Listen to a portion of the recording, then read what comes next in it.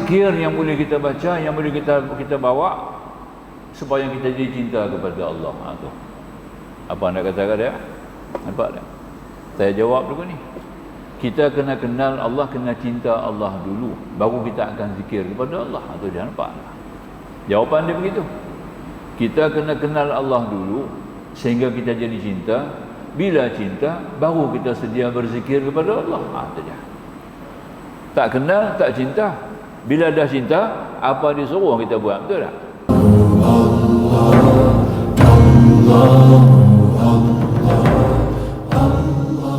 Ma'asyiral hudur, hadirin hadirat yang dirahmati Allah, semoga Allah berikan kita keafiatan, kesihatan, ketabahan, keteguhan, ketakwaan, dirahmati sentiasa di seluruh bumi dengan penuh keberkatan, bertemu kita nanti insya-Allah dalam keadaan kita sedang berada dalam menuntut ilmu. Kita sambung pada kitab Faridah, yakni pada muka surat 49 ya. Bawah, wajib memelihara hati daripada segala maksiat. Wajib ya, wajib aini. Artinya tiap-tiap individu, laki-laki dan perempuan, muslim-muslimat, wajib memelihara hati daripada segala maksiat. Kerana hatilah merupakan tumpuan penuh perhatian Allah Subhanahu wa taala, di mana Allah melihat hambanya sama ada luaran atau batinnya. Maka kemuncak daripada sasaran penglihatan Allah Subhanahu wa taala adalah hati kita. Kerana hatilah tempat tajalli. Di situlah adanya rahsia Allah. Di situlah bertempatnya nama Allah. Sehingga dalam hadis mengatakan qalbul mu'min baitullah. Hati orang beriman itu rumah Allah, ya. Hati orang-orang beriman itu rumah Allah, baitullah. Maka setengah daripadanya ialah jahat sangka terhadap Allah Ta'ala. Ini yang paling penting nak jaga ni. Kita lihat ada di sini ada 5 yang didahului dengan 5. Ada lagi di belakang ni. Merasa aman daripada kemurkaannya, putus asa daripada rahmatnya, takbur terhadap hambanya, riak menunjuk-nunjukkan kebajikannya. Itu 5 perkara ni cukup berat. Dia punya penyakit ya, berat sungguh-sungguh. Yang pertama, jahat sangka, su'udzan billah ya, jahat sangka terhadap Allah Subhanahu wa taala. Artinya sentiasa dalam keadaan mana seorang hamba wajiblah punya sangkaan yang baik kepada Allah. Seketika Rasulullah hampir mangkat ketika berada di keribaan Ummul Mukminin Aisyah radhiyallahu taala anha. Ketika di keribaan ya, Ummul Mukminin Sayyidatina Aisyah radhiyallahu taala anha, pesan Rasulullah. Yang pertama pesan Rasulullah, salat yang pertama sebelum mangkat. Artinya pelihara salat, jaga salat, istiqamah dengan salat. Yang kedua, berlaku adil sebaik-baik mungkin kepada orang-orang bawahan kita. Orang-orang bawahan kita. Artinya kalau kita majikan, pekerja-pekerja kita. Kalau kita penghulu, anak-anak karya kita. Kalau kita imam, jamaah kita. Begitu, ya. Kalau kita pemimpin rakyat, rakyatlah bawahan kita. Artinya berlaku sebaik-baiknya, berlaku adil dengan baiknya kepada yang di bawah kita. Itu pesan Rasulullah. Ketiga, hendaklah berbaik sangka dengan Allah. Nampak? Itu yang penting dah. Berbaik sangka dengan Allah artinya sentiasa punya sangkaan yang baik. Tetapi kita faham jugalah.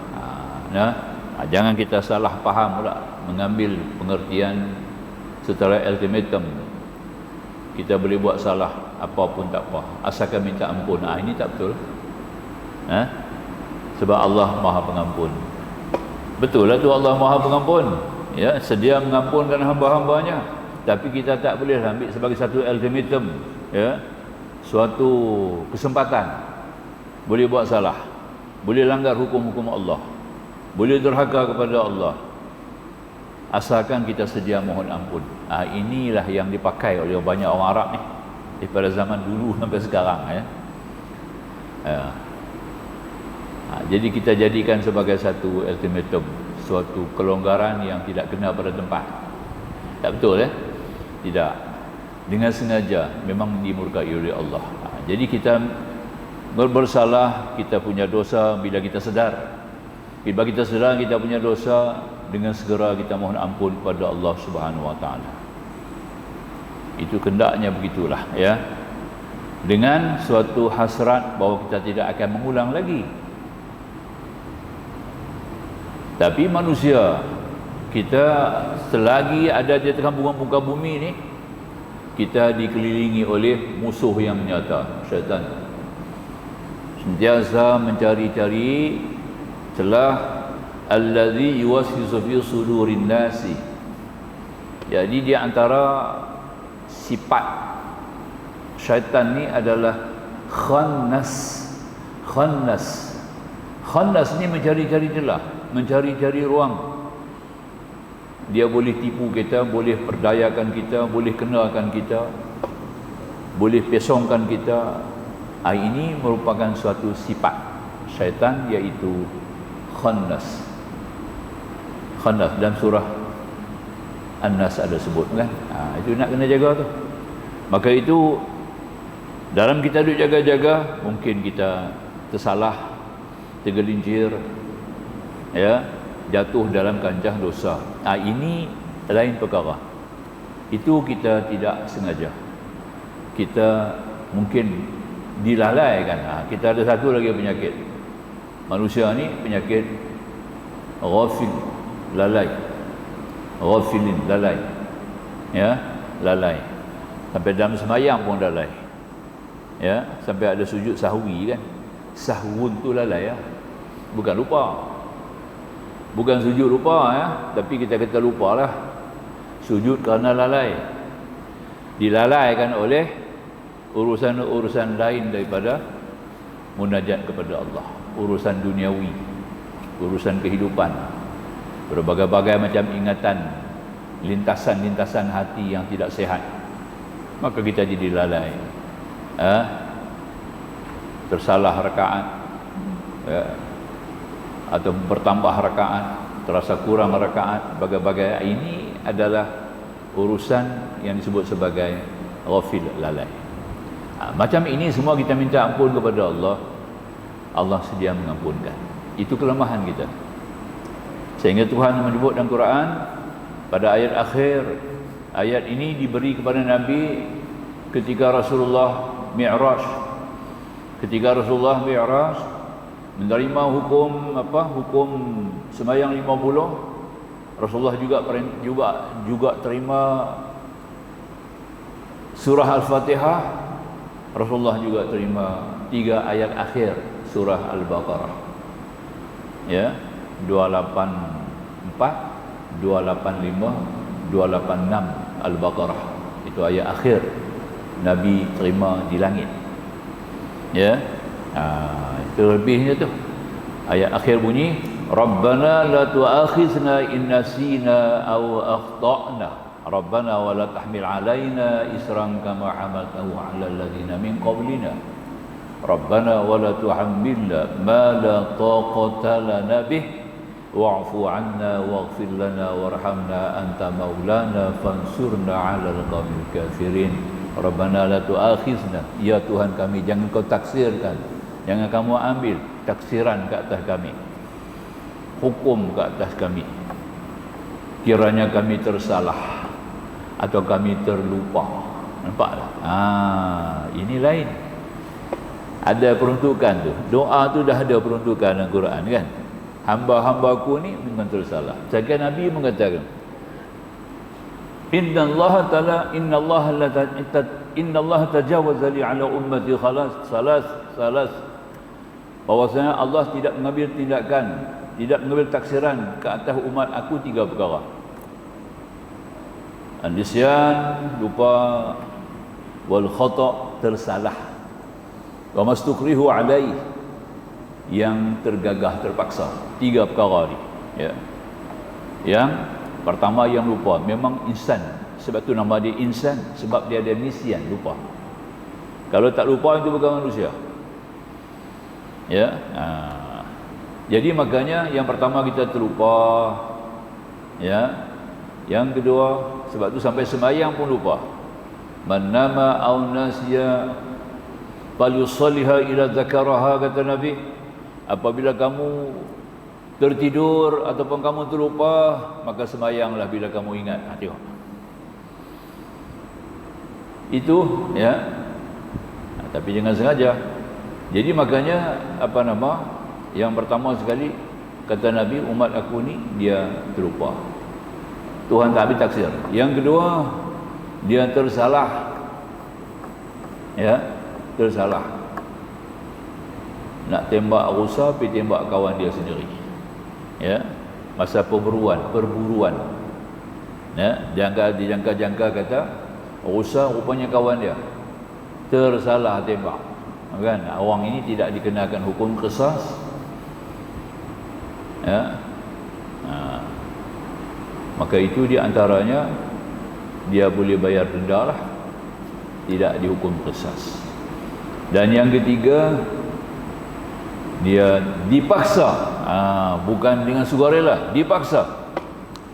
Kamu tunduk sujud kepada aku, kamu tak sujud, aku penggal leher kamu. Itu dia. Kena ikutlah. Ini berlaku kepada Ammar bin Yasir. Ammar bin Yasir, sahabat Nabi, ibunya dibunuh. Ini oleh Abu Jahal. Abu Jahal bunuh ibu dia. Abu Jahal bunuh ayah dia. Sampai ke dia, kamu pula giliran kamu. Ya, kalau kamu nak lepas, kamu hamun maki Muhammad sekarang. Sekarang ni kamu hamun maki Muhammad, aku nak dengar. Dia pun maki hamun Nabi kita. Maki hamun semua dengan keadaan terpaksa. Bilal duk ngintip daripada jauh. Bilal dengar. Bilal pun balik pergi ke Nabi. Ya Rasulullah, Ammar telah murtad, Ammar telah murtad, Ammar telah murtad. Nabi diam, dia tak kata apa. Sekejap lagi datang, larilah dia. Abu Jahal lepas lah, pasal dia dah janji, kalau kamu cerca maki hamun Muhammad, aku tidak akan bunuh. Maka dia pun lari balik jumpa Nabi dengan menangis teriak, Ya Rasulullah, saya bukan sengaja ya Rasulullah. Nampak tak? Tapi saya diancam. Rasulullah kata, tak apa, kalau lagi sekali jadi, kamu buat yang sama. Itu je. Nabi bagi pula kata, kalau lain kali jadi macam tu, kamu buat juga, tak apa. Kerana kamu dipaksa, sebenarnya jiwa hati nurani kamu tidak ada. Ya, penyakit tu. Ini contohlah kita kata. Jadi kita balik kepada yang pertama, jahat sangka ni. Minta ampun, pasti Tuhan ampun. Itu kena ada lagu tu. Minta doa, pasti Tuhan kabul. Dia kena macam tu. Jangan minta doa ni Tuhan nak bagi ke tak, doa. Ini tak boleh. Ud'uni astajib lakum. Bila Tuhan kata lagu tu, maknanya wajib dah. Sudah ada peruntukan nama Allah dalam 99 nama untuk memustajabkan doa kita. Sudah ada nama Allah. Peruntukan itu dah ada. Ya. Kamu minta ampun, pasti Tuhan kamu ampunkan. Kamu minta doa, pasti Tuhan kabulkan. Ya, pasti. Kerana sudah ada nama Allah dalam 99 nama. Nama apa nama itu? Al-Wajibu. Tuan-tuan buka dalam 99 nama. 99 nama, ada satu nama Allah, Al-Wajibu. Wajib ni bukan wajib sembahyang lah. Wajib ni artinya memustajabkan doa. Peruntukan itu dah ada. Sebab tu bila kita minta doa, Tuhan kabul. Tinggal lagi bagaimana cara Allah mengkabulkan, itu kehendak Allah.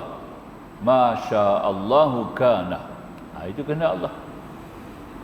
Dia kabulkan apa kita minta. Kita minta A, dia bagi A. Minta merah, dia bagi merah. Minta hitam, dia bagi hitam. Tak silap sikit pun. Atau dia tangguh, dia tak bagi. Dia bagi di akhirat. Nampak tak? Aku kabul doa kamu, tapi aku bagi dia akhirat, bukan di dunia. Ketiga, aku ganti. Kamu minta A, aku bagi B. Sebab B itu lebih penting kepada kamu daripada A. Kamu tak faham ya. Kita minta A, Tuhan bagi B. Sebab sebenarnya B itu yang mustahak. Kita tersalah minta A, Allah bagi B. Nampak? Itu caranya Allah mengkabulkan doa, tuan-tuan. Tang kabul tetap kabul. Pasti ya. Ini pastinya. Faham ya? Jadi kita kena ada sangkaan begitu baik kepada Allah. Ya, kita dah buat sembahyang hajat. Berapa kali, berapa malam dah kita bangun susah payah. Ya, kita mesti ada satu pegangan. Doaku telah dikabul oleh Allah. Lambat laun, lambat banget akan ku terima. Ya, itu kena ada pegangan macam itu, barulah kita punya iman sempurna, tuan-tuan. Kalau tidak, tidak. Itu yang pertama. Yang kedua, merasa aman daripada kemurkaan Allah. Tak apa, bahasa dia tak apa. Ni tak boleh lah. Merasa aman daripada kemurkaan Allah. Dia kena rasa, memang ada. Kita mesti ada sentiasa rasa bersalah. Ya, sebab itu doa, Rabbana zalamna anfusana wa illam taghfir lana wa tarhamna lanakunanna minal khasirin.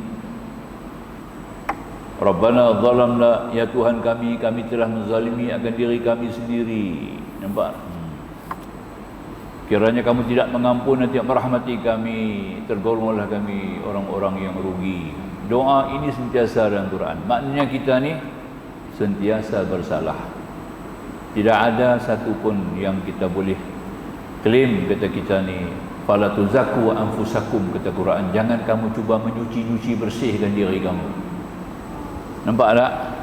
Tiap-tiap kita tak dapat lari daripada dosa. Kalau tidak dosa besar, dosa kecil. Dosa kecil buat banyak-banyak jadi dosa besar. Nampak ya? Walaupun dosa itu kecil, tapi dia buat selalu.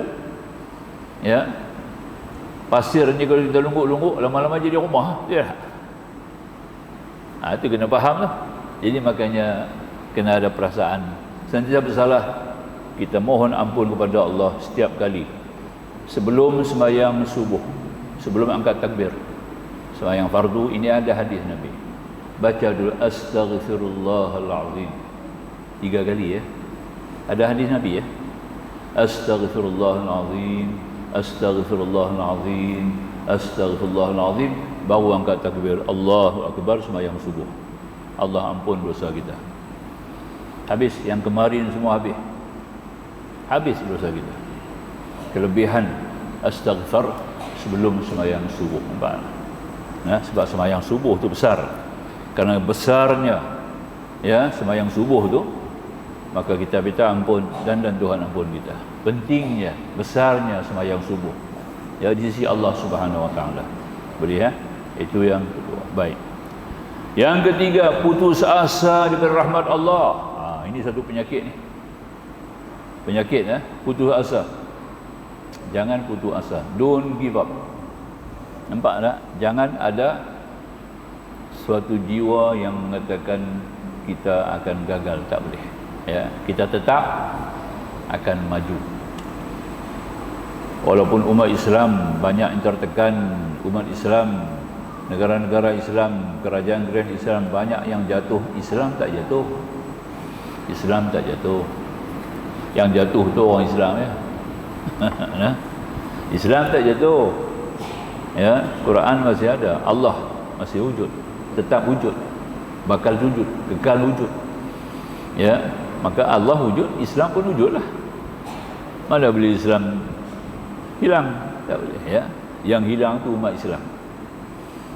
Amalan umat Islam itu yang hilang. Ilmu umat Islam itu yang hilang. Kekuatan umat Islam itu yang hilang. Tapi Islam tak hilang.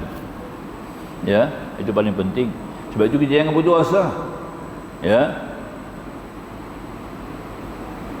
Qul ya ibadiyalladzi, katalah kepada hamba-hambaku yang berdosa, ya. Jangan kamu putus asa daripada Allah. Ya ayyuhalladzina amanu la taqnatu min rahmatillah. Innallaha yaghfiru dzunuba jami'a. Wahai hamba-hambaku, qul ya ibadiyalladzina asrafu ala anfusihim, kata lagi kepada hamba-hambaku yang melampaui batas, la taqnatu min rahmatillah, jangan kamu putus asa dari rahmat Allah. Innallaha yaghfiru dzunuba jami'a, Tuhan sedia mengampun semua dosa. Nampak tak? Apa-apa dosa pun Tuhan sedia mengampun. Sebesar-besar dosa syirik, bila kita sedar, kita mulai, kita sedar dia ada satu kesalahan besar, segera minta ampun. Tuhan pun jangan bawa syirik mati, yang tu Tuhan tak ampun. Mati ketika nyawa diperiksa dengan roh, si orang-orang tu sedang dalam keadaan menyekutukan Allah Subhanahu wa taala, Allah tak ampun. Innallaha yaghfiru an yushraka bih. Allah tidak mengampunkan orang yang sekutunya. Itu confirm. Tapi dia minta ampun sebelum mati, Allah ampunkan. Ya. Itu paling penting kita lihat. Jadi jangan putus asa. Apapun jangan putus asa dalam semua urusan. Menjadi syarat sah iman.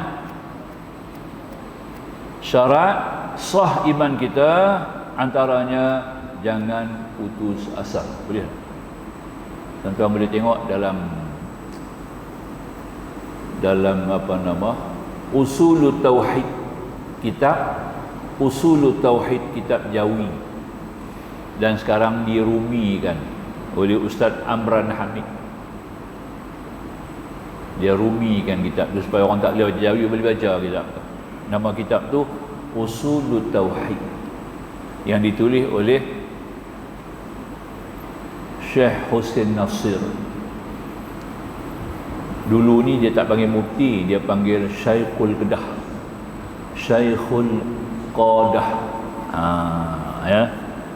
Dia ni mufti Kedah lah dulu, tapi masa tu tak panggil mufti. Dulu Kedah tak panggil mufti, baru ya ada nama mufti ni.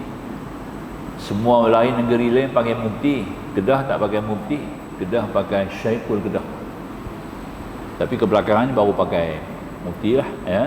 Standardized balik. Jadi dulu ni dialah Syekhul Kedah, ya. Anak dia pun orang alim, Tuan Guru Haji Ahmad Tuan Husin, pokok senar Kepala Batas, kan. Tu anak dia lah. Generasi yang ke-7 daripada generasi keturunan ulama besar, Syekh Muhammad Arsyad Al-Banjari, pengarang kitab Sabilal Muhtadin. Nah, kitab fiqh besar, Sabilal Muhtadin. Kitab tu kita boleh khatam, kitab tu boleh jadi mufti. Kitab tu, ya, kitab fiqh Jawi, bahasa lama lah. Kitab fiqh. Jadi pengarang kitab tu Muhammad Arsyad Al-Banjari, dia berdoa kepada Allah semoga Allah jadikan 7 generasi daripadanya semuanya ulama. Jadi sungguh. Jadi generasi yang ke-7 Tuan Guru Haji Ahmad Tuan Husin, Kepala Batas. Siapa yang tahu Kepala Batas, tahulah cerita dia. Haji Ahmad Tuan Husin, ya. Tuan Guru Haji Ahmad Tuan Husin, ya. Dia ni adalah MP, Member of Parliament, daripada parti PAS yang pertama yang duduk dalam parlimen zaman Tuan Tengku Abdul Rahman. Seorang dia, ya, satu kerusi. Jadi MP PAS dalam parlimen zaman Tengku Abdul Rahman. Tengku cukup respect dia, cukup hormat dia, ya. Dan pernah jadi Ketua Menteri Pulau Pinang, pemangku Ketua Menteri Pulau Pinang, menjawat jawatan pemangku ketika itu Tun Wong Pau Ning. nama Menteri Pulau Pinang. Ketua Menteri Pulau Pinang orang bau ni, ingat dia? Orang umur 60 tau agak lah. Ya, assistant dia, pemangku dia ni bila orang bau ni pergi ke Hong Kong, dia ambil alih lah sebagai pemangku Ketua Menteri. Itulah orang Melayu pertama jadi pemangku Ketua Menteri Pulau Pinang. Nenek dia yang ketujuh Zahra Shah Manjuri, bapa dia Husin Nasir yang tulis kitab Usul Tauhid. Dalam kitab tu ada tentang syarat sah iman. Kalau tak ada syarat ni, iman kita tak sah. Itu maksud dia ya. Syarat sah iman dia ada tulis itu, ada 6 perkara. Satu di antara 6 perkara tu, jangan putus asa. Nampak? Putus asa ni sama dengan iblis lah. Iblis itu putus asa. Iblis artinya orang yang putus asa. Nampak? Daripada nama iblis tu jadi iblis. Iblis artinya orang yang putus asa. Faham ya? Itu kita nak faham tu. Jangan putus asa ya. Kalau putus asa kita duduk samalah standard dengan iblis ya. Tak tu lah. Iblis junior. Kacau lah. Tu lah. Tu jaga tu. Sebab tu kita tak boleh putus asa. Apa perkara pun, la taqnatu min rahmatillah. Qul ya ibadiyalladzina asrafu ala anfusihim. Nampaklah. Katalah kepada hamba-hambaku yang melampaui batas, la taqnatu min rahmatillah. Jangan kamu putus asa dari rahmat Allah. Please. Itu Tuhan suruh kepada kita ya. Serang. Kemudian yang keempat, takbur terhadap hambanya. Jangan takbur sama-sama kita. Sifat takbur kibrin tu dah ada dengan kita. Bila kita jadi, kita turun ke bumi ya, kita dah bawa sifat tu dah. 2 sifat kita bawa mari daripada langit. Nampak tak? Yang bawa naik ke sana pun makhluk juga, makhluk Allah juga. Dia bawa naik ke langit. Nampak tak? Dia buka satu jurusan jurusan ilmu di langit. Orang ni alim ni, cukup alim sungguh. Dia naik ke langit, dia buka satu jurusan di langit. Jurusan tu namanya jurusan kibrin, takbur. Jurusan hasadin, hasad, 2. Siapa dia? Azazil, nama asalnya. Kemudian tukar nama iblis. Nama asalnya Azazil. Azazil ni bahasa Aramik, bahasa Suryani. Maknanya hamba Allah yang maha perkasa. Boleh faham tak? Azazil. Ya. Itulah. Kalau malaikat Jibril, perkataan Jabar dengan il. Il tu dalam bahasa Aramik artinya hamba. Hamba Tuhan. Jibril tu maknanya ambil pada nama Allah, Jabar. Hamba Allah yang Jabar. Nampak? Itu Jibril. Kalau Arabnya Abdul Aziz, nama Jibril itu. Iblis pula namanya Azazil, dia perkataan Aziz, dan il jadi hamba Allah yang perkasa. Tapi oleh kerana dia mendurhakai Allah, tidak mau sujud kepada Adam, maka Allah telah hukum dia dilaknati, pindah rupa, tukar nama. Jadilah iblis alaihi laknatullah ya. Dia ada 2 sifat. Sifat pertama sifat hasad. Mula-mula jadi hasad, sebelum jadi sombong dia hasad dulu. Sebab tu Allah turunkan satu surah khas. Penyakit ni paling bahaya sekali, maka Allah turunkan Quran 114 surah. Ada satu surah namanya suratul hasad. Surah yang ke-113 daripada Al-Quran. Min syarri hasidin idza hasad. Maka nama tu surah hasad, suratul falaq. Nama dia suratul hasad. Nampak? Kerana penyakit hasad tu paling bahaya, sehingga ada nama surah suratul hasad. Tapi tak dipanggil, kita tak panggil hasad lah surah tu. Kita panggil surah al-falaq. Nampak tak? Tu dia. Al-falaq tu pun satu nama yang menunjukkan nama satu jurang gaung dalam neraka. Neraka pun minta ampun kepada Allah sehari 70 kali daripada bahaya Al-Falaq. Berjarak Al-Falaq. Anas ibnu Malik dengar Rasulullah berdoa, ya, a'udzu birabbil falaq, a'udzu birabbil falaq, 3 kali Nabi minta. Anas pun bertanya kepada Rasulullah, ya Rasulullah, engkau berlindung daripada Al-Falaq? Ya. Rasulullah kata kat dia, apa pandangan kamu lah sekiranya satu orang telah membakar dengan hinanya akan 70 kitab daripada langit. Macam orang bakar Quran kita lah, no? Anas kata itu satu penderakaan yang sangat besar, satu penghinaan kepada Allah. Dosa besar tu. Bagaimana pula dia membunuh 70 orang Nabi, lagi besar dosa dia. Membunuh 70 orang Nabi, lagi besar dosa dia. Bagaimana pula dia berzinah dengan ibu dia sendiri di dalam Kaabah, lagi besar dosa dia. Ya Anas, nampak tak? Ada dosa lebih besar daripada tu lagi. Nampak tak? Dengan kerana dosa lebih besar daripada itu, maka Allah jadikan Al-Falaq satu jurang dalam neraka Jahannam. Neraka Jahannam sendiri minta berlindung pada Allah sehari 70 kali daripada Al-Falaq, jurang yang paling bahaya dalam neraka. Untuk siapa jurang ni? Untuk orang yang tak sembahyang, itu dia. Orang tak sembahyang, dosa lebih besar daripada 3 dosa tadi. Dosa bakar kitab, dosa bunuh Nabi, dosa berzina dengan ibu dalam Kaabah, dosa tinggal sembahyang lebih besar daripada 3 dosa itu lagi. Dan tempat dia adalah dalam gaung jurang dalam neraka Jahannam, namanya Al-Falaq. Nampak tak?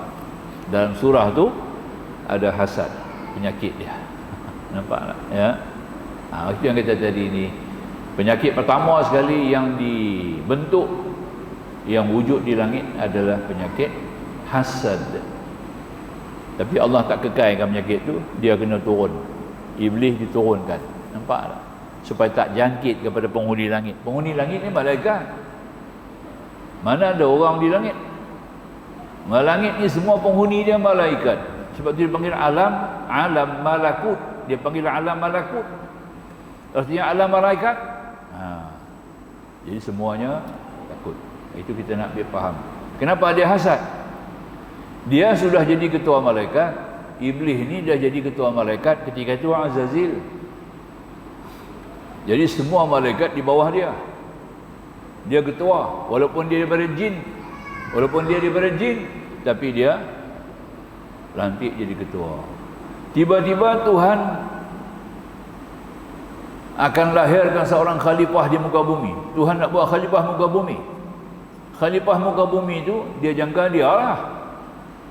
Rupanya bukan dia. Nampaklah satu lembaga yang keji daripada tanah, ya, yang terbujur kaku, ya, hampir jauh dengan syurga lah, bukan syurga, jauh dengan syurga. Maka dia pun bertanya, ni apa ni? Apa benda ni? Dia tak tahu benda tu. Allah tak abang dekat dia. Lagi dia marah. Nampak tak? Pasal Tuhan tak abang kat dia. Dia chief malaikat. Patut dia kena tahu. Tiba-tiba Tuhan tak abang dekat dia. Ya. Dia tu, rupanya dia tahu kata itu adalah satu lembaga yang Tuhan akan cipta menjadi khalifah yang akan dihantar ke bumi untuk takbir bumi. Takbir bumi. Menjadi pesuruh jaya tinggi Allah di muka bumi. Bukan dia. Itu dia hasad tu. Bila dia hasad, maka dia pun dia cuba nak merosakkan tubuh tanah liat, tanah lumpur tu, lembaga tu. Itu dia tebuk lubang, 9 lubang dia tebuk. Nampak tak? Nak tengok apa dalam lubang dalam badan kawan tu. Tak ada apa. Tebuk je 9 lubang tu, kita ada 9 lubang. Oleh kerana 9 lubang itulah kita boleh jadi manusia sempurna. Ada 2 lubang, 2 biji mata, 2 lubang hidung, 2 lubang telinga, apa dia? Ya. Mulut, kemudian kubul, dubur dan pusat. Nampak? Itu 9. Nampak ya? Rupanya elok pula. Bila disebut lubang dia elok lah. Ada matanya, ada telinga, ada mulutnya, ya. Jadi cantik pula tubuh. Ya. Maka Allah izinkan jadilah manusia yang begitu cantik, indah, Adam alaihissalam. Maka dihantar turun ke bumi. Jadi khalifah di atas muka bumi ini. Inilah hasad pertama Iblis. Tuhan pula suruh sujud pada lembaga tu, lagi marah dia. Nampak? Dah tak bagi jawatan dengan dia. Nanti orang lain jadi khalifah, suruh dia pula sujud ke orang tu. Nampak tak? Pada biasanya lah, kalau sifat manusia memang tak mau kan, ya, tidak. Kita patut jadi ketua, tiba-tiba nanti orang lain jadi ketua, kemudian suruh kita pula pergi hormat ke orang tu, lagi tak lah, tidak. Kita pun tak mau buat benda tu. Secara sifat lazimnya manusia begitulah, bukan tak? Dia pun macam tu lah. Dah tak bagi jawatan khalifah dekat dia, buat pula satu orang lain jadi khalifah, kemudian suruh dia sujud pula. Mana dia nak? Tak mau. Nampak? Kemudian tunjuk sombong dia, ana khairum minhu, aku lebih baik daripada dia. Nampak tak? Ya. Wa khalaqtahu min tin wa khalaqtani min nar wa khalaqtahu min tin. Kau jadikan aku daripada api, kau jadikan daripada tanah. Dia berhujah dengan Tuhan, kata dia baik lagi. Kata dia lupa kata yang buat dia tu adalah Allah. Dia berhujah dengan pencipta. Nampak tak ya? Itu dia. Inilah salahnya yang kata sombong. Dua sifat ni kita bawa turun daripada langit. Nampak tak? Sebab tu kita beranak mari, ada sombongnya, ada hasadnya, tak boleh buang. Tapi kita kalau imbangkan, kita guna dua-dua sifat ini pada jalan yang betul, dia jadi pahala. Itu dia ya. Ada hasad, kita boleh. Ada takbur, kita boleh guna. Ya. Untuk kepentingan agama boleh. Untuk sama-sama kita tak boleh. Itu mata takbur. Kemudian riak yang kelima. Yang kelima riak, menunjuk-nunjuk kebajikannya. Tahulah riak Riak ni mempamerkan, show off, mempamerkan dia punya ibadat. Ini riak ni hanya kena kepada orang ibadat. Orang tak buat ibadat tak kena riak. Riak ni kena orang ibadatnya. Orang tak ibadat tak kena riak. Dia buat rumah besar-besar kan, buat house warming, panggil orang pergi tengok rumah dia kan, masuk masjid, masuk bilik, pergi tunjuk bilik tidur apa semua kan, ya. Tengok bilik tidur aku, nampak tak ya? Tak gitu ah. Petik Swiss kaki masuk bilik ayam saja. Nampak tak? Tak payah bangkit berjalan. Hebat lah. Kaki tu boleh masuk bilik ayam. Terbuka automatik. Nampak ya? Tu nak. Semua pakai robot lah buat kerja kan. Hebat kan ya? Nak pergi tingkat atas senang aja. Tak payah susah kan. Semua pakai button je. Ya. Tu. Riak tak riak. Tak riak ya. Tak kena dosa pun, tak berdosa, harus ya. Dari itu Syekh Ahmad Maktoum ya, Raja Dubai. Syekh Ahmad Maktoum, saya pergi tengok dia punya kereta Mercedes dia apa nama, buat daripada emas putih 100%, cuma tayar ya getah. Kalau boleh tayar pun nak buat emas ya. Tak boleh lah buat tayar dengan emas, nak berjalan je lah. Tayar saja pakai tayar betul, pakai getah betul ya. Yang lain semua dia punya nut, dia punya skru semua emas putih. Nampak tak? Bawa dalam showroom, tunjuk kereta tu pusing je. Kami pergi melawat malu nak tengok. Masya-Allah ya. Anak dia kata emas, tapi anak dia punya kereta tak semua emas lah, separuh ya emas. Anak tu pun takut nak bawa pergi college, malu nak bawa pergi college, tak bawa. Dia tumpang kawan dia pergi college. tinggal kereta, tak mau bawa kereta, malu nak bawa. Anak ada bawa kereta mai, malu. Punya kaya. Ini riak tak? Tunjuk ke orang tak riak. Sebab dia bukan ibadat. Jadi kalau bukan ibadat apa dia? Kita tunjuk ke orang tak salah. Show off ke orang tak salah ya. Jangan sombong sudah. Dah kita naik kereta mahal-mahal, kita hina orang pula kan. Hang naik kereta kecil, tu tak boleh tau. Itu Tuhan tak bagi dah. Itu aja. Itu jadi sombong, bukan riak. Sombong ni semua kenalah, ibadat pun kena, tak ibadat pun kena. Riak orang ibadat saja. Kita nak pergi masjid, nak pergi sembahyang jemaah, mesti ada niat kan. Nak turun mesti apa? Nak pergi sembahyang jemaah ni untuk apa? Rupanya dia ni baru sampai masuk qaryah kan, baru pindah masuk qaryah, baru pindah. Isteri lah kata dia, abang pi lah masjid, pi suar-suar muka bagi tu imam kedai, bagi pengurusi qaryah kedai lah. Nampak lah, besok ni senang, apa-apa kita nak panggil orang masjid, tu dah pi lah sembahyang jemaah. Yang tu lah riak, tak boleh. Nampak tak? Sebab dia buat bukan kerana Allah. Bahasa penting kita nak faham tu, riak adalah melakukan ibadat, berbuat ibadat bukan kerana Allah. Sebab tu kita sebut dulu sebelum kita sembahyang, kita sebut nama Allah. Alhamdulillahirabbil alamin. Alhamdulillahirabbil alamin dua kali. Sebab dia ada hadis. Sebut nama Allah dulu. Kemudian ilahi anta maqsudi, kata begitu. Boleh tak? Ilahi ya Tuhanku, anta maksud, Tuhanlah. Wahai Tuhanku, engkaulah yang ku maksudkan dalam peribadatanku. Kata macam tu baru kita angkat takbir. Boleh tak? Ini semua waktu lah. Semua waktu. Kata pelan-pelan ya. Alhamdulillah. Alhamdulillah. Ini menegakkan tauhid rububiyah. Alhamdulillah ni bila kata-kata menegakkan tauhid rububiyah. Tauhid rububiyah ni apa? Memulangkan semua kepada Allah. Sebagai pemilik, sebagai pencipta, sebagai pentadbir, sebagai pengatur. Silakan muazzin dengan segala hormat mengumandangkan azan ya. Silakan muazzin.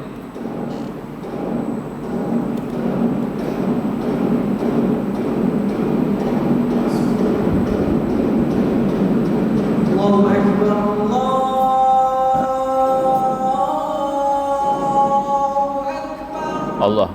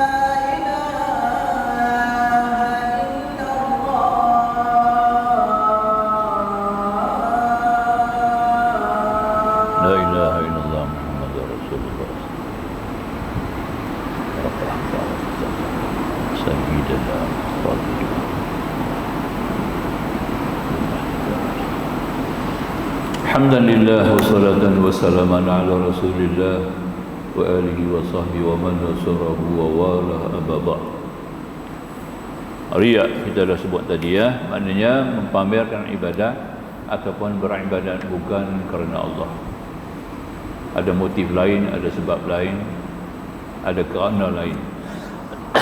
Maka tidak jadi kerana Allah. Ini orang ni jahil. Orang riak ni dia jahil kepada mengenal Allah. Kalau dia kenal sifat Allah, dia tidak akan jadi riak. Kerana ni, kenapa kerana Allah? Itu nak faham sikit, kita ajak sikit bagi faham ya. Kita sebut di belakang kan, salli fardal maghribi thalatha raka'atin ma'muman lillahi ta'ala, kerana Allah. Kerana pertama sekali ibadat salat ataupun ibadat apa jua itu adalah arahan perintah daripada Allah. Datang perintah itu kerana perintah itu datang daripada Allah, bukan datang daripada makhluk. Yang kedua, kerana kita adalah hambanya. Itu dia, hamba Allah. Kalau kita hamba Allah, ya tentu kerana Allah. Ya. Yang ketiga, kerana mengakui perakuan ataupun persaksikan ketuhanan Allah Subhanahu wa taala. Kita sembah kerana Allah Tuhan. Kita ibadat kerana Allah tu Tuhan. Kalau bukan Tuhan, kita tidak ibadat kepadanya. Itu yang ketiga. Yang keempat, seluruh ibadat yang kita buat adalah daripada perbuatan anugerah Allah, bukan daripada kita sendiri. Kita tak mampu nak buat ibadat, kerana Allah yang berkuasa, yang mentadbir, yang mengatur, yang menyusun, yang mengizin kita boleh berdiri depannya beribadat, juga ibadat-ibadat yang lain. Kita sendiri tak mampu. Itu tandanya kita tertakluk kepada kehendak dan kuasa Allah. Dan akhir yang kelima, kita beribadat kepada Allah Subhanahu wa taala kerana kita mengharapkan keredaan dan keampunan Allah. Kerana nak redha kita Allah, nak ampun kita pun Allah. Itu pegangan akidah orang Islam. Itu kena faham ya. Sebab itu kelima-lima perkara ini disebut sebagai kerana Allah. Tentu kena faham kerana apa ya. Jangan silap. Nanti anak kita, cucu kita tanya, kita nak jawab tak. Dia pasal apa? Kerana Allah tuan. Kacau nak jawab. Tu dia Tok Wan pun tak tanya. Inilah sebabnya 5 perkara ya. Kacau budak-budak lah ni lain sikit, tak macam dulu kan. Dia berani tanya. Dia tanya pelik-pelik ya. Macam kemarin dulu ada seorang budak tanya kat saya. Soalan ni lebih pada soalan orang tua. Dia tanya kat saya, budak ni. Call saya tanya. Dia kata, bapak saya mengaji dengan ustaz. Saya tanya kat bapak suruh tanya kat ustaz. Dia kata, tu. Bapak kita tanya kat ustaz terus lah. Dia kata, macam mana, apakah zikir yang boleh kita baca sehingga kita jadi cinta kepada Allah? Itu dia soalan dia. Ini bukan soalan budak-budak ni. Apakah zikir yang boleh kita baca, yang boleh kita bawa supaya kita jadi cinta kepada Allah? Tu. Apa nak kata kat dia? Nampak tak? Saya jawab dulu ni. Kita kena kenal Allah, kena cinta Allah dulu, baru kita akan zikir kepada Allah. Tu dia, nampak tak? Jawapan dia begitu. Kita kena kenal Allah dulu sehingga kita jadi cinta. Bila cinta, baru kita sedia berzikir kepada Allah. Tu dia. Tak kenal, tak cinta. Bila dah cinta, apa disuruh kita buat, betul tak? Dan kita akan sentiasa menyebut nama dia. Kita akan suka menyebut nama dia. Sebab orang tu kita cinta. Tapi kalau kita tak cinta, tak kenal Allah, tak cinta, macam mana kita nak zikir? Sebab tu suruh zikir kita tak akan buat. Orang tak mau zikir ni bukan pasal dia tak reti zikir. Tapi dia malas kerana dia tak kenal orang yang dia zikir. Nampak tak? Dia tak kenal zat yang dia zikir, Allah tu. Jadi tidak ada cinta. Sebab tu kena cinta dulu kepada Allah. Oh begitu kau Ustaz? Ya. Kena belajar ilmu mengenal Tuhan. Ilmu mengenal Allah paling penting. Sudah kenal ilmu ini sehingga kamu dapat mencintai Allah. Bila sampai cinta kepada Allah, ringan, mudah bagi kamu untuk menyebut namanya. Nampak tak? Itu. Dan kamu akan suka mendekatinya. Itu dia. Nampak tak? Ini cara nak faham. Alhamdulillah. Nampak tak? Gambar tu bapak jawab kot. Bapak kita tanya ustaz. Terus kan? Ini jawapan dia. Boleh faham ya? Habis. Kemudian sesudah riak masuk kepada ujub. Al-ujubu. Ujub ni hairan diri, tercengang dengan ketaatan dia sendiri. Dia begitu ta'assub, begitu heran dengan kebolehan kemampuan dia sendiri, dengan kemudahan kecantikan dia sendiri, kekuatan dengan kemahiran dia sendiri. Dia merasai dia lebih daripada orang. Itu kita panggil ujub. Yang ada penyakit ni. Ujub ni semua orang kena. Guru-guru agama macam saya pun kena. Tak boleh lari. Nampak tak? Ya. Dia pergi tanya kat 10 ustaz, dia kata jawapan dia tak terima. Saya tanya kat ustaz, ustaz boleh jawab. Dan ustaz tu naik. Betul tak? Nampak? Ya. Dia pergi tanya kat 10 ustaz satu soalan, ustaz 10-10 tak boleh jawab. Mai tanya kat ustaz ni boleh jawab. Dia kata dia tu pula kata ustaz seorang boleh jawab soalan saya. 10 orang ustaz saya pergi tanya semua tak boleh jawab. Apa rasa ustaz tu? Naik kan? Naik setakuk kan? Aku hebat lah. Ujub lah tu. Berdosa lah dia. Nampak tak? Tu saya kata semua kena tu. Nak kena jaga ya. Itu ada satu bab dalam pengajian ilmu tasawuf. Imam Ghazali susun bab mencela kita tidak suka kepada kepujian dan kita juga tidak takut kepada kecelaan. Itu satu bab dalam ngaji tu. Kita tidak suka kepada kepujian dan kita juga tidak benci kepada kecelaan. Orang benci pun kita tak marah, orang puji pun kita tak tersinggung, orang puji pun kita tak rasa apa. Duk macam tu. Ini sikap yang bagus. Dia kena jadi begitu, ya. Kita kena belajar sampai dia macam tu. Orang puji kita melambung duduk macam tu jelah. Nampak tak? Ya Umar, Allah surga merindui Umar dan Salman. Itu Nabi kata. Surga merindui Umar dan Salman. Tahu kan Umar bin Khattab, Salman Al-Farisi. Nabi habaq syarat buka. Surga merindui kamu kedua. Kita dapat begitu jadi macam mana? Besok keluar gambar besar sahabat Rasulullah iktiraf surga merindui Umar dan Salman. Tak makan pun. Dia duduk menangis begitulah. Dia bangun malam sembahyang tahajud, dia akan menangis macam budak-budak. Umar bin Khattab. Tiap-tiap malam dia akan menangis. Nampak tak? Nampak? Kenapa? Takut akan masuk neraka. Takut Tuhan akan azab dia. Takut Tuhan akan hisab di akhirat. Kerana kezaliman yang pernah dia buat ketika dia belum Islam. Nampak tak?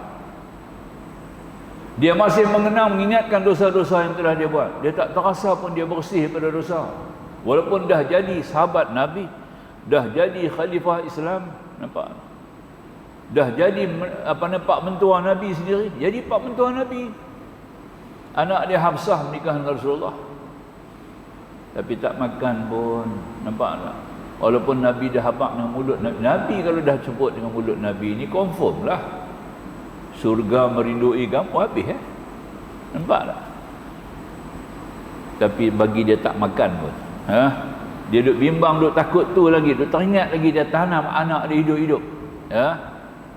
Bagaimana dia bunuh orang, bagaimana dia sepak, dia pukul orang. Nampak tak? Tak pernah kalah dalam perlawanan, dalam pergelutan sepanjang hayat dia, tak pernah. Nampak? Dia ambil rotan, dia pukul dia sendiri malam hari. Dia pukul belakang dia tu sampai berbalok-balok, dia pukul. Dia kemudian dia tulis diary. Dia akan tulis diary apa dia buat. Apa kesalahan dia buat, dia tulis. Itu yang ada diary dalam Islam tu. Orang yang mula-mula buat diary Umar lah. Ahmad Taqiyuddin Ibn Taymiyah kata Umar telah buat 300 bid'ah. Ahmad Taqiyuddin Ibn Taymiyah, ulama besar, kata Umar telah membuat 300 bid'ah. Nampak? Yang memberi manfaat kepada dunia dan antara bangsa. Itu dia. Nampak? Antaranya, dialah orang mula-mula yang mencetuskan diary. Orang putih kan tahu tulis diary. Apa aku buat hari ni, apa aku nak buat besok, planning semua ada. Tu dia, nampak tak? Orang mula-mula buat diary dia. Diary apa? Dia tulis dia semua. Apa hari ni aku jumpa siapa, aku sepak siapa, aku marah siapa, dia tulis. Nampak? Siapa pun tak tahu. Bila dia mati, ketika anak nak bagi mandi dia, buka baju tengok belakang dia balok bekas pukul. Bapak aku ni orang tak pernah sepak pun. Setahu aku, dia kata bapak aku tak pernah kalah dalam pergelutan. Dia pukul orang ada, orang pukul dia tak. Tapi kenapa ni balok di belakang dia ni? Bekas rotan ni pasal apa? Nampak? Rupanya dia rotan dia sendiri. Kenapa rotan sendiri? Menghukum diri dia kerana dia buat salah-salah yang dulu, dosa-dosa dia buat tadi. Dia tak pernah rasa dia bersih pada dosa. Betul tak? Nampak? Betul lah. Ini Umar bin Khattab. Yang tu saya kata tadi ni, kita kena sampai ke tahap itu. Kita punya iman kena sampai ke situ. Apa dia? Tidak termakan puji dan tidak tersinggung dengan keji. Nampak tak? Hang keji aku pun aku lagi suka. Pasal apa? Baru nampak aku punya lekeh. Nampak? Betul tak? Orang keji kita tu baru nampak lekeh kita tak? Kalau tidak kita tak sedap. Kita memang tak mau tengok kita punya lekeh. Nafsu amarah ni dia tak akan merujuk kepada kita, dia akan rujuk kepada orang. Kalau tersalah apa-apa kita buat, kita ni sahaja cari orang, tak cari kita saja. Itu sudah jadi lazimnya sifat manusia. Kalau apa-apa pelanggaran yang dia lakukan, dia akan menuding jari kepada orang tau. Nampak? No? Sebab hang, sebab itu, sebab ni, sebab tu, jangan. Nampak? Aku jadi lagu ni. Nampak tak? Sepatutnya kita kena tunjuk salah kita. Akulah. Nampak tak? Ya? Sebab handphone, nampak tak? Ya? Ada perkara yang dia nak guna handphone, masa tu katalah ada emergency, apa sakit nak panggil ambulan. Ya, masa tu ambulan buka handphone, bateri dah kong. Tak boleh panggil tak? Ya.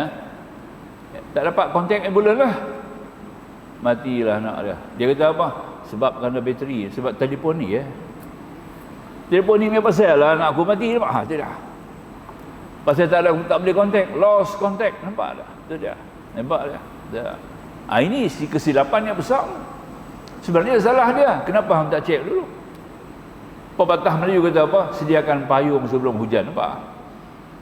Hang dah tahu lah telefon ni satu alat komunikasi yang sangat penting. Selalu kena jaga dia kan. Tengok dia punya bateri tu. Hidup ke tidak ya. Kemudian cek frekuensi dia pula. Itu semua kena ambil kira.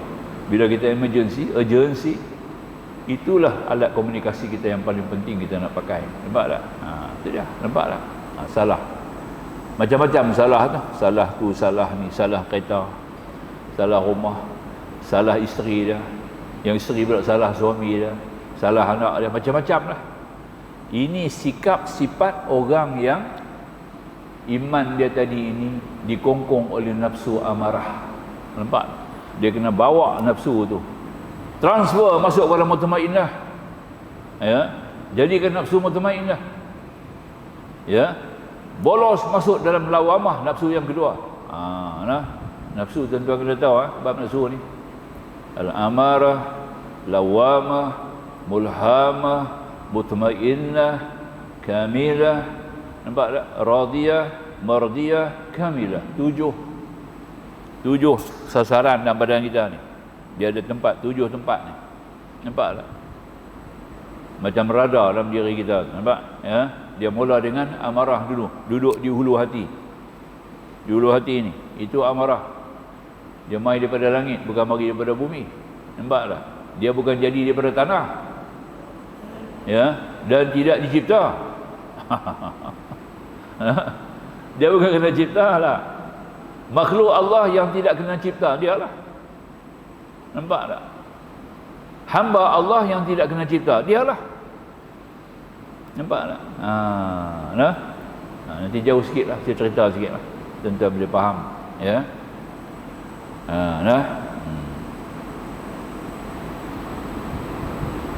Itu. Dan apa nama? Habis ya. Kemudian kita masuk ujub, kemudian dengki dan dendam, hasad. Kita cerita di hasad hasad dengki, hasad. Buang hasad. Tapi kalau hasad yang terpuji ini bagus. Ya. Ada hasad yang baik. Hasad ni untuk membina. Hang boleh pasal apa aku tak boleh. Yang tu hasad bagus tu. Hasad tu dia mau. Nampak? Dia boleh senang pasal apa aku tak boleh senang. Dia boleh maju kenapa aku tak boleh maju. Dia macam aku juga manusia. Nampak tak? Ya. Dia boleh kaya kenapa aku tak boleh kaya. Nampak tak? Dia boleh bijak kenapa aku tak boleh bijak. Hasad ni bagus. Nampak tak? Tuhan nak hasad ni. Dia kena ada musabaqah, perlombaan. Baru kita akan dapat. Hasad macam ni memang bagus. Ya. Ini tak orang bagus kita nak pelekeh orang tu lagi, nak berjatuh orang tu lagi. Ini hasad yang tak boleh. Haram ya. Kemudian berazam mengekali maksiat. Tak teringat nak taubat, nantilah aku pergi Mekah besok aku taubatlah. Bila nak taubat ni? Nantilah aku pergi Mekah besok aku taubat. Awak Mekah tempat taubat ke? Mekah bukan tempat taubat. Nampak dah ya. Ya. Taubat duduk tak mana? Taubat duduk disesal, menyesal. Taubat duduk pada menyesal. Bukan duduk di Mekah Hari-hari mandi taubat Hari-hari mandi taubat. Kita banyak mandi kan sehari. 3 kali ke 2 kali 4 kali mandi ya. Satu mandi itu bagi jadi mandi taubat, boleh tak? Buat kalau tasawuf ni kita kalau ambil ajaran tasawuf memang kita kena mandi taubat. Ya, bukan sembahyang taubat. Mandi taubat. Ambil wuduk dulu, ambil air sembahyang dulu macam biasa. Kemudian jurus daripada kaki naik kepala. Dia jurus daripada bawah. Tuang air daripada bawah, tuang pelan-pelan air tu sampai kepala, kemudian kita sebut, Allahumma ya Allah, Engkau gugurkan segala dosa-dosaku, ya. Dengan mandi ini Engkau gugurkan segala dosa daki-daki dosaku dan Kau ampunkan dosaku ya Allah. Nampak dah? Dengan mandi ini. Itu dia. Bersih dosa kita. Keluar insya-Allah. Ini mengingatkan kita balik kepada dosa-dosa yang kita buat dan kita akan lebih waspada. Nampak tak? Kepada apa yang akan berlaku. Apa yang nak jadi pada tu kita was dulu. Jadi waspada. Faham? Ya? Boleh kan? Itu mandi taubat nama dia. Semayang taubat ni sunat awabin. Habis kita semayang maghrib, 3 rakaat maghrib, kita semayang ba'diyah maghrib. Kemudian kita buat 2 rakaat sunat awabin. Sunat awabin tu lah sunat taubat. Kata ulama lah, antaranya lah kata ulama, sunat awabin tu. Awabin tu awab orang yang kembali kepada Allah, kembali kepada kebersihan, kembali kepada ketaatan, kembali kepada kebaikan. Nampak tak? Itu artinya awabin. Buatlah 2 rakaat, boleh baca bebas surah apa pun boleh. Tapi antara yang terbaik ayat kursi, mulai lepas Fatihah ayat kursi, kemudian qul huwallahu ahad 6 kali. Buat 2 rakaat serupa surat wabin insya-Allah. Pada kesempatan kita mengaji kuliah maghrib payah nak buat dah. Ustaz pun tak buat, dia kena kuliah. Jangan nak buat. Ustaz Hasan tak buat pun, kita tengok. Kuliah daripada tadi nak habis masuk isyak. Sekali-sekali ada kesempatan buatlah. Kalau jadi makmum boleh lah, tapi semua makmum lari tak boleh lah. Imam duduk berzikir, kita kena zikir sama imam. Nampak ya? Lepas la ilaha illallah wahdahu la syarikalah 10 kali itu kita boleh bangun dah lah. Imam makmum lepas sembahyang subuh, sembahyang asar, sembahyang maghrib, 3 waktu ni kena baca dulu. Lepas as-safar 3 kali, la ilaha illallah wahdahu la syarikalah lahul mulk wa lahul hamd yuhyi wa yumiit. Boleh tambah elok, biadihil khair wa ilahil masir wa huwa ala kulli syai'in qadir 10 kali. Lepas 10 kali tu nak bangkit-bangkit lah, nak pergi mana pergi lah. Nampak tak? 10 kali itu seolah-olah macam hak Allah lepas sembahyang. Jangan kalih, jangan ubah tempat duduk. Nampak tak? Kita duduk tahiyat ke macam tu lah, kita duduk 10 kali baca dulu. Kemudian tu baru Tok Imam pun kalih mari ke kita. Tok Imam kalih tu nak bagi kita laluan lah. Hampa nak balik boleh, nak bangkit-bangkit lah. Nampak tak ya? Kalau kita nak buat awabin, kita dah selesai 10 tu bangun buat awabin. Nampak tak? Kalau kita nak pergi kesempatan waktu maghrib lah, waktu kita ada kuliah macam ni kan. Tidak nah. Hati imam pun jangan marah lah nah. Dia orang nak sembahyang sunat awabin. Tak itu? Sekali-sekali kita buatlah, tak selalu pun ya. Itu kelebihan dia. Ya. Kemudian sayang pada mengeluarkan apa yang diwajib oleh Allah. Ini kena jaga tu. Zakat kena bayar, infak sabilillah, sedekah kena rajin. 10 jahat sangka terhadap makhluk. Ya ayyuhallazina amanu istanibu katsiran minadh-dhann inna ba'dadh-dhanni itsm wa la tajassasu.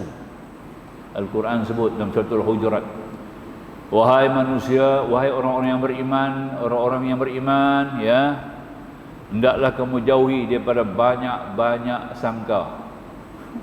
Jauhi berbanyak-banyak sangka. Sikit sangka boleh lah, manusia mana boleh buang sangkaan, tak boleh dia. Mesti ada sikit sangka ya. Tak ada. Tak banyak pun sikit. Sikit apa, jangan banyak. Jangan berbanyak-banyak sangka. Berbanyak sangka ni macam mana? Sampai kita dah pergi cari ni. Ya, tengok minggu sudah, ya. Tengok bulan sudah, dah. Tengok tahun sudah pakai kereta ni. Mai tahun ni tukang kereta. Di mana dia dapat duit ni? Nampak? Ya. Duk menjaga nasi lemak kan? Ya, duk buka gerai kecil menjaga nasi lemak ya. Ya. Betul lah, nasi lemak banyak dijual. Takkan jual nasi lemak boleh beli ya Honda Accord ni. Honda Accord baru ya.